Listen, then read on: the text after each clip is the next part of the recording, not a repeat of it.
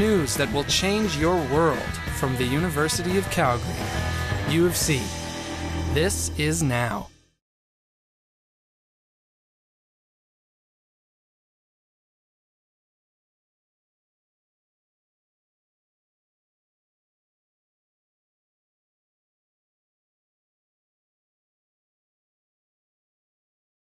How did the conversations begin?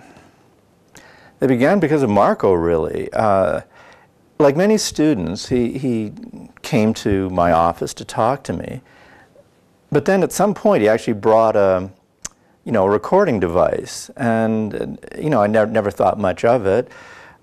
He's not the only person who's recorded me, but not like in a conversational way.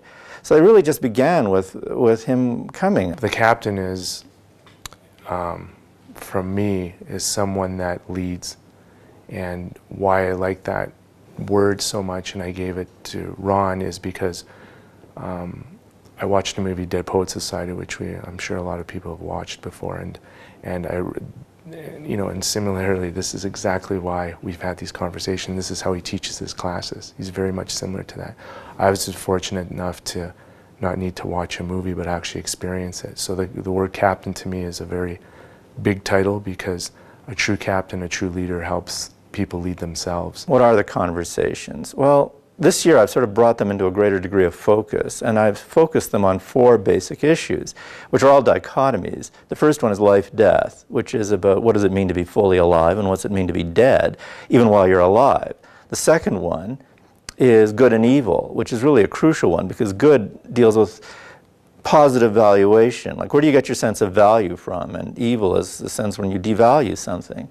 The third area would be wisdom and folly, which is a way of understanding human consciousness. What does it mean to be aware, wise, to be able to live your life in a way that isn't counterproductive or foolish, which is what folly is. And the final one is freedom and slavery.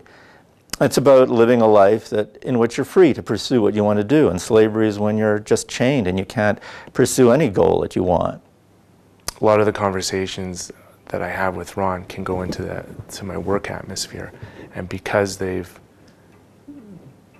so related to what we're talking about, I can actually extract situations from these interactions with people in the hospital and really go back to think about what Ron and me had talked about earlier, and saying, oh, I see it in this person, I see it in this situation, I see it in the bigger atmosphere of the hospital I work in. It's a good question, the question of should these conversations be extended to everyone, and the answer is obviously yes. If you teach people to have good conversations, and they're your students, they'll go out and know that that exists, and they'll go out and have conversations themselves like that. They won't tolerate lousy, crappy, pointless conversations, ones that are repetitive or ones that are superficial. They'll want more than that.